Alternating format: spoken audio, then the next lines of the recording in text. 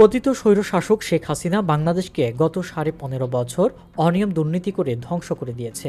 ১৯৭৫ সালের ১৫ই আগস্ট বঙ্গবন্ধুকে সপরিবারে হত্যার পর শেখ হাসিনা ও শেখ রেহানা তৎকালীন ভারতীয় প্রধানমন্ত্রী ইন্দিরা গান্ধীর কৃপায় ভারতে আশ্রয় পেয়েছিলেন। ওই সময় তাদের দিল্লিতে অত্যন্ত সাধারণ মানের জীবনযাত্রায় অভ্যস্ত হতে হয়েছিল। শেখ রেহানা বিয়ের পর বিলেতে চলে গেলেও ওখানে অত্যন্ত টানাপোড়েনের মধ্যেই তার পরিবারকে জীবনযাপন করতে হয়েছিল।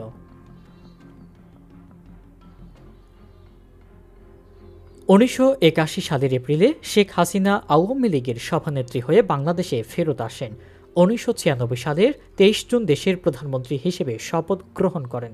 এর আগে অনিয়ম দুর্নীতির তেমন সুযোগ পাননি তিনি, যদিও ৮০ দশকে তার বিরুদ্ধে স্বৈরাচারী এরশাদের কাছ থেকে কয়েকবার আর্থিক উৎকোচ গ্রহণের অভিযোগ উঠেছিল।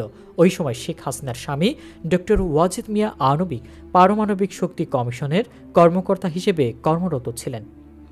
১৯৯৬ থেকে ২০০১ মেয়াদে ক্ষমতায় থাকাকালীন শেখ হাসিনা ও আওয়ামী লীগের শীর্ষ নেতাদের বিরুদ্ধে দুর্নীতির অভিযোগ উঠেছিল, যা ২০০১ সালে অনুষ্ঠিত নির্বাচন আওয়ামী লীগের শোচনীয় পরাজয়ের জন্য দুর্নীতিকেই প্রধান কারণ হিসেবে চিহ্নিত করা হয়। বিশেষত নির্বাচনের আগের কয়েক মাসে আওয়ামী লীগের শাসন আমলের দুর্নীতিকে হাইলাইট করে প্রচারিত ডক্টর বদরুজ্জোহা চৌধুরী তিনি টেলিভিশন অনুষ্ঠানটি আওয়ামী লীগের বিপর্যয়কর পরাজয়ের পেছনে অন্যতম প্রধান ভূমিকা রেখেছিল বলে মনে করা হয়। ২০০১ থেকে ৬ মেয়াদে ক্ষমতাসীন বিএনপি জামাত সরকারের কর্তা ব্যক্তিদের বেলাগাম দুর্নীতি, বিএনপির যুবরাজ তারেক রহমানের হাওয়া ভবনে লুটপাট ও প্যারালাল সরকার পরিচালনা, জামাতের জঙ্গি লালন, বাংলা ভাইয়ের তাণ্ডব, জেএমবির সন্ত্রাস ও বোমাবাজি, যা ২০০৪ সালের ১০টা অস্ত্র উদ্ধার এবং সর্বোপরি ২০০৪ সালের ২১ আগস্ট আওয়ামী লীগের জনসভায় গ্রেনেড হামলা চালিয়ে ২৪ জন নেতাকর্মী হত্যা ও ২০০৫ সালের অগস্টে ৬৩ জেলায় বোমাবাজি, যা ২০০৬ সালের শেষে অনুষ্ঠিত নির্বাচনে বিএনপি জামাতের পরাজয়কে অবধারিত করে তুলেছিল।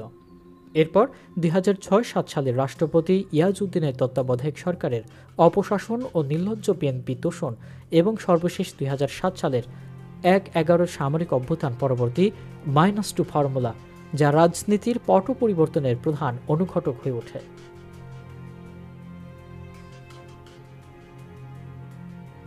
গত ১৫.৫ বছরে শেখ হাসিনার নেতৃত্বে বাংলাদেশ অর্থনৈতিক অগ্রগতি অর্জন করলেও তা সাধারণ মানুষের কাছে পৌঁছায়নি এবং উন্নয়নকে তার একনায়কতন্ত্র গ্রহণযোগ্যতা দেয়নি।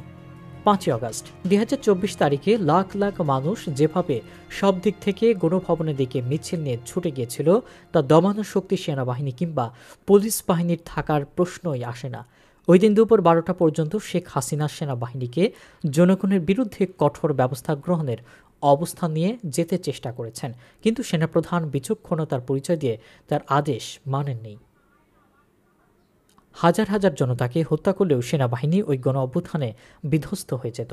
শেষ পর্যন্ত শেখ হাসিনা সশরীরে পালিয়ে যেতে পারলেও সর্বশেষ হিসাব মোতাবেক জুলাই আগস্টের হত্যাযোগ্য ধ্বংসযজ্ঞে সহস্রাধিক মানুষ প্রাণ হারিয়েছে, যা শেখ হাসিনা কোনো মতেই এসব প্রাণহানি দায় এড়াতে পারেন না।